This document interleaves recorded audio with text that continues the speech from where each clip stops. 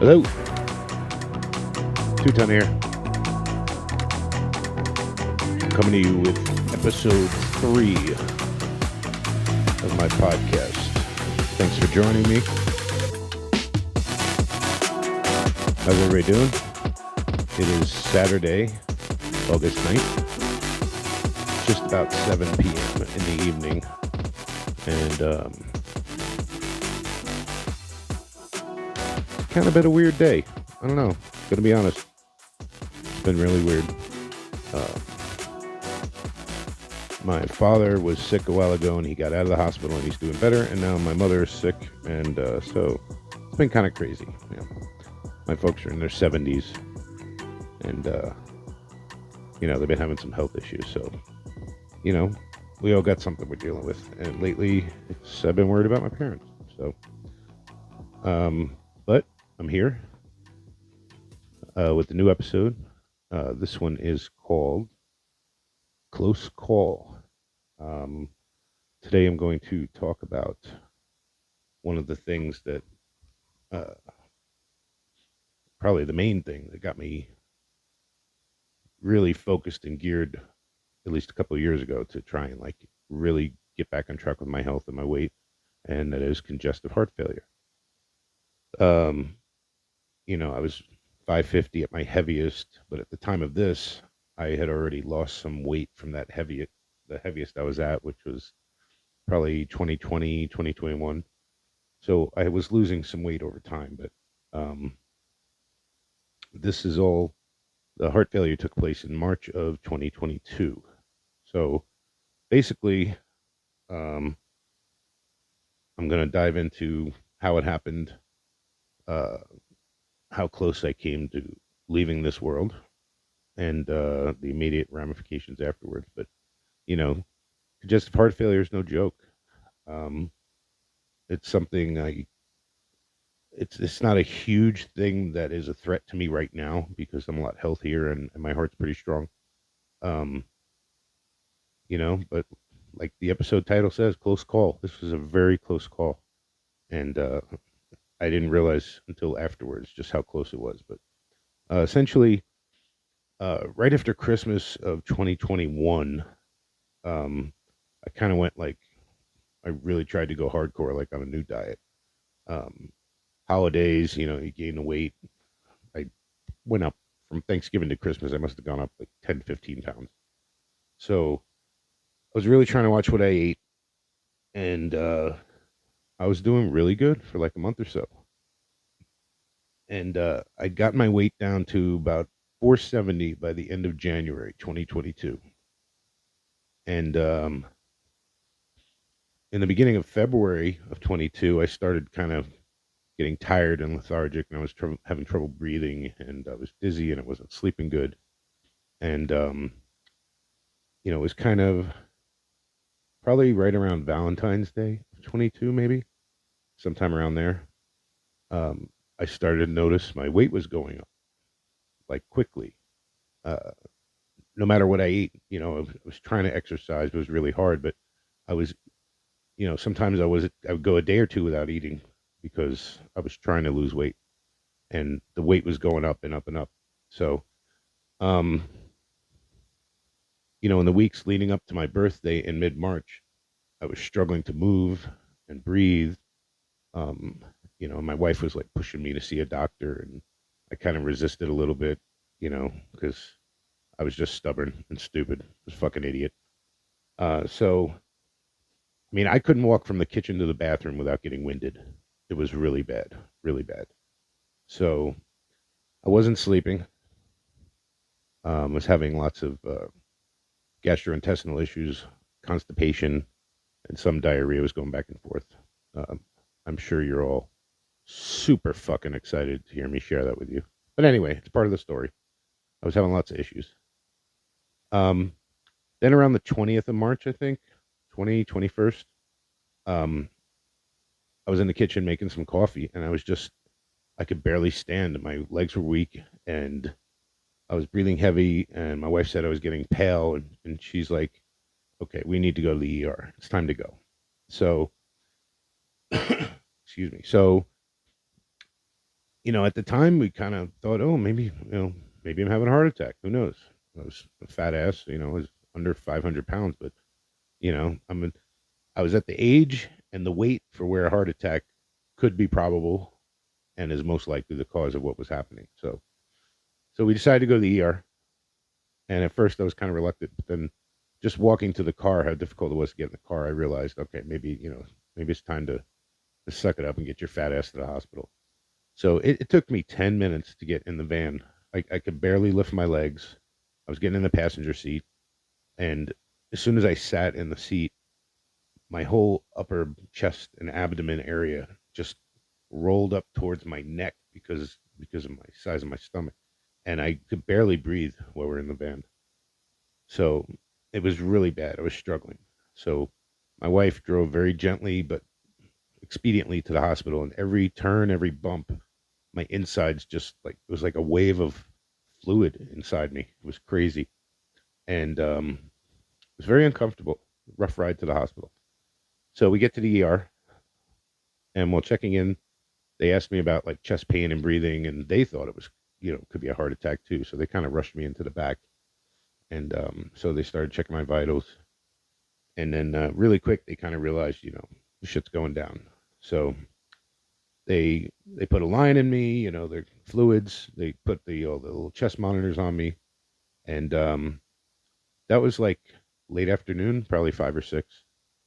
And when all this was happening, and it's kind of a blur now, um, essentially that night they moved me to the cardiac critical care unit and said I was having congestive heart failure, and that my chest was filling with fluid and it was squeezing my heart and lungs, and basically I was drowning from the inside.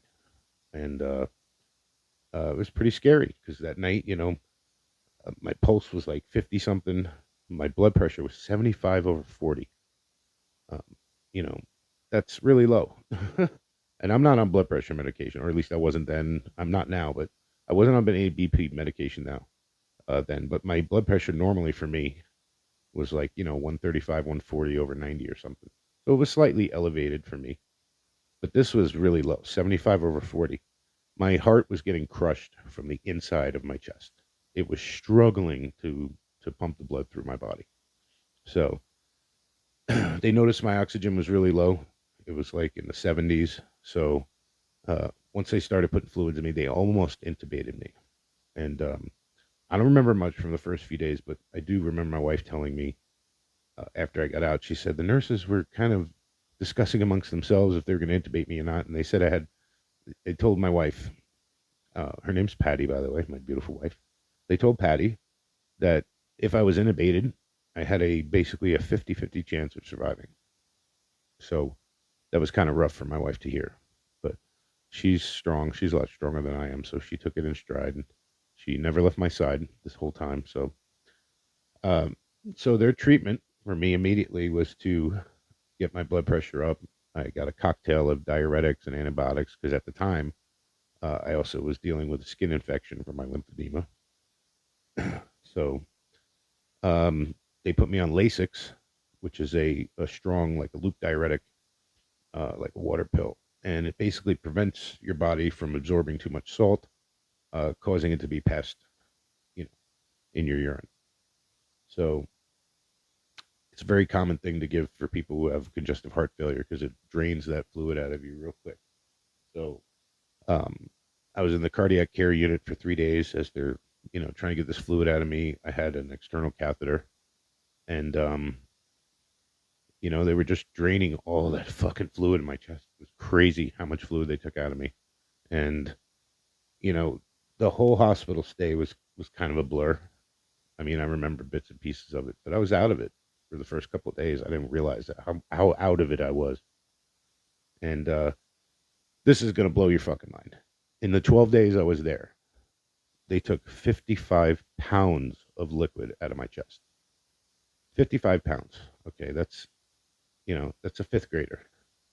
That is absolutely insane. And, you know, I was about 525 when I went into the hospital, and I came out about 470, which is basically the same weight as when I started gaining the fluid a few months before. So I gained all this fluid. They took it out, and I was back at the weight I was. So, so I was in there for 12 days, came very close to dying. And, something I really didn't realize until I was home. And my wife broke down into tears telling me everything that happened while I was out of it. Watching my wife get emotional, something she doesn't do easily, was kind of surreal. I'm getting a little choky thinking about it right now. It, to make light of the situation, it literally broke my already broken heart because my heart was fucked up. So, you know, I mean, I can't imagine the literal fucking basket case I would be if I lost my wife. And I had absolutely my wife would have been destroyed by my death, even though she's much stronger than I am, way stronger. And I admire her for that. So, she never left my side this whole time. She was there every step of the way. She's absolutely my rock. So, the aftermath of my near death experience was, according to my cardiologist, basically the pumping strength of my heart was weakened due to the CHF. And it's called port ejection failure, is what I had. So, essentially, because your heart's struggling to pump the blood through your body, it actually weakens the heart muscle. And the port ejection is the force with which the blood is pushed through the valves. So my valves were closing a lot gentler than they should be, and there wasn't enough force. The heart wasn't able to push the blood as fast. So basically, I had 75% the left side of my heart port ejection failure. So 25% failure, I had a 75% port ejection. So I guess in a sense, you could say the left side of my heart was weakened by 25%, which is substantial, especially for somebody my size. Um, and because of that, immediately after, I was still 470. Um, I can't overexert, do any strenuous exercises, and because I'm on uh, furosemide, which is basically Lasix to keep the fluid out of me, I can't drink too much water, or to counteract that, and the fluid might build up again. But you know, I'll always be at a risk for a heart attack, always, because now, not just because of my weight, even though I'm losing weight, but because my heart is now weakened. So something could happen if you know, strenuous activity, or you know, I'm doing something too hard, or if it's too hot and sweaty. I don't know. But let's just say my heart's at a bigger risk for a heart attack now. So, my my kids jokingly, the nickname for me after this is Half Heart. And I love my kids to death. My God, they're so fucking amazing, my kids. I love my kids. I am a lucky man to have what I have. And I I chuckle lovingly every time I hear the Half Heart joke. It's kind of like a new moniker. They call it to me more than TwoTon, which is obviously, you know, my trucker handle that I use on my social media. But, you know, the Half Heart joke is I love it, actually. I'll be honest with you. It's very affectionate in its own special, you know, in its own special way with my kids. So I'm nothing without my wife and kids. And I know that doesn't sound right saying, oh, of course you're something. But no, literally everything I am, who I am as a person now, is because of my family. And um, I know. And what I mean is, I feel I would not have anything as great as them ever with anyone else. It's impossible. What I have is so perfect that I could never find someone who could match what I have with my children. So let's fast forward now to about a year or so ago, late spring 2024. My wife and I decided to sell our house in Florida. We moved up here to Pennsylvania, and we're 2 weeks away from being here a year. Um, so, in the 2 years plus after the heart failure, my weight would go up and down like multiple times, and I'd get down to like 435, and then go back to 480, and then back to 440, and then back to 475, and it did that for a long time. And it was really hard. And even, I continued to struggle with weight up until like selling the house and everything. And, we packed up and we moved from Florida to PA, where, I genuinely kind of looked at it as like, okay, new house, new scenery, new place, change is good. And I saw it as an opportunity to kind of rekindle a desire to get myself healthy again. So I knew the change of scenery would help me with my weight, and it absolutely has. I can't deny that. So I lost 70 pounds since coming here. Okay, over 70. And I'm down a total of 152 for my heaviest. Yeah, bitch. I say that number and it's crazy. That's a crazy number. I still say it and I'm like, wow, 152 pounds. It's like, I mean, that's like three sixth graders. And that's just an insane amount of weight. But, when I look back now at and knowing all the information from the hospital stay and just how close I came to dying, um, it's a real eye opener. You know, I mean, a lot of people can get really heavy and they don't need some traumatic near death experience to light that fire under their ass to get this shit together. And I procrastinated and I was stubborn and I'm ashamed of all that. I really am, but I'm where I'm at now because of the heart failure. Even though it took a while, I still made it and I'm still going. I'm in a really good place now. I'm under 400 pounds. I'm walking. I'm eating good. Um, and even mentally, I'm a lot stronger. Um, just, you know, the difference in mobility for somebody who was 500 compared to 400 is night and day, and especially 550. You know, um, the atmosphere here, and I don't mean the air, I mean like just being here in Pennsylvania has been really good for us.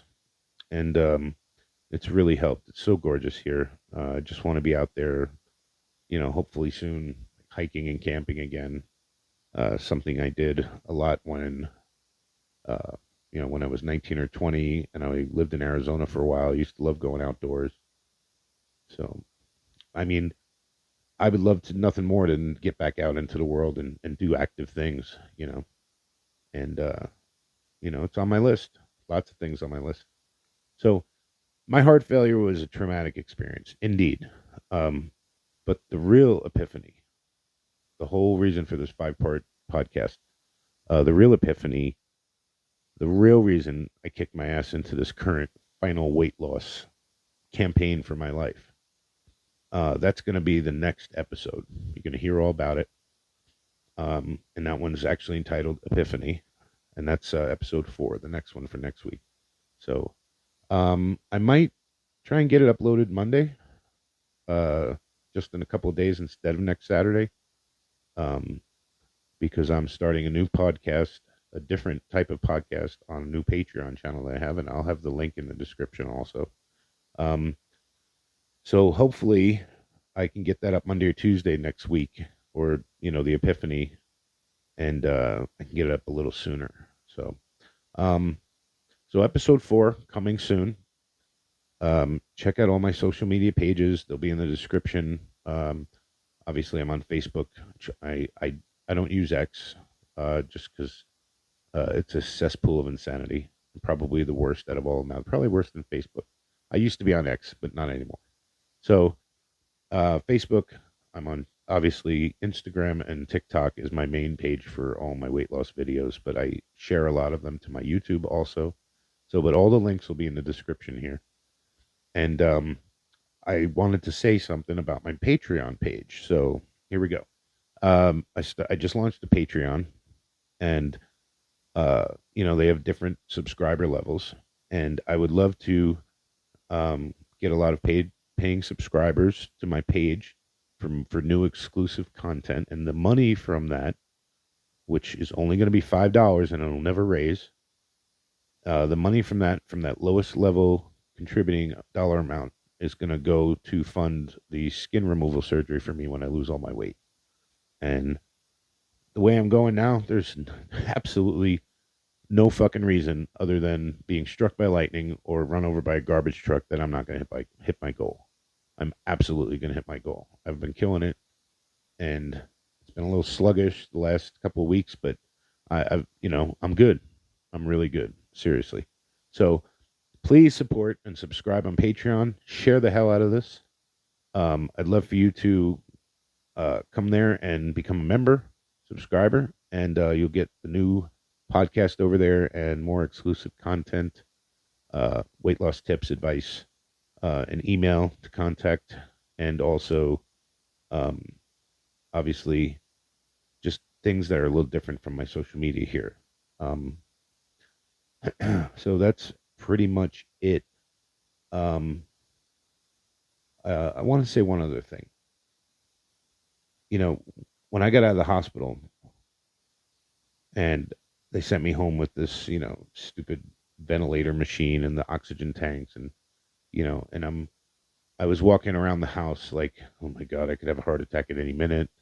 It was the first couple of, I would say, weeks. The first couple of weeks after getting in the hospital, I was absolutely fucking scared out of my mind. I was scared shitless that I was going to drop dead in the shower while I had the oxygen off of me, and um, it was a really weird, strange sort of time where I was trying. I knew because of this hospital stay from this 12 days that this was a new era in my health. It was like, imagine you're driving down the road and you get a flat tire, and then you're able to walk, get some help. Tow truck comes, brings your car, fixes your tire, and then as soon as you drive away from that, you run out of gas. Um, that's what happened. I've been having flat tires my whole fucking life, and this heart failure was I ran out of gas. Literally, just put, and that's it. Side of the road, fucked, absolutely fucked. So this was a big deal for me, a real big deal, and uh, I don't know if any of them are ever going to hear it, but it was Lake Monroe Hospital in Sanford, Florida, about 20 minutes north of Orlando. The cardiac care unit and all the people in that hospital, and my cardiologist and pulmonologist. Um, just want to say thank you. I love you all. Thank you so much for what you did. You brought me back from the dead, and that hospital was absolutely amazing. Um, thank you so much. I spent my birthday in the hospital. It was March. My birthday is March 24th, and I went in there on the 20th. So I was in the hospital for my birthday. So I don't even remember. I don't even remember it. It's crazy. The whole hospital stays a blur. But thank you to the hospital staff, from the bottom of my heart. Thank you. So that's about it. The next episode, Epiphany, I'm going to uh, basically talk about. Uh, I'll give you a little hint for it. I watched a movie not long ago, and for the first time in my life, I really felt like an emotional connection to a film that made me bawl like a little bitch, and it really made me reevaluate my goals, my struggles, and it was for the first time the first ever character in a film that I actually identified with. So that's what next week's is going to be about, and that one is titled Epiphany, as I said. And so episode 5 after that, a couple weeks from now, um, that one's entitled Resolve, which will be number 5 of the 5-part series. So after the number 5, I will probably continue these, and I'll change the series name and everything. But this 5-part series is essentially all 5 of these podcasts will be able to give someone a really interesting take on one person's weight loss journey and struggles and just everything that's happening and I'm going through. And I hope it will inspire others to, take that step, because every journey starts with a step. It's cliche. Um, it's kind of like Tony Stark said, part of the journey is the end. And for me, the end is getting to my goal weight. And I'm on this journey until I get there. So, on that note, I'd like to say thanks for watching. Thanks for listening. watching, of course, for the YouTube, but of course, everybody who's listening in on the streaming sites. Thank you so much for listening. Um, Coming to you from the Rebel Command Center in Indiana, Pennsylvania. May the force be with you. Thanks for listening to my bullshit. You're all fucking awesome. Never fucking quit. TwoTon. Out.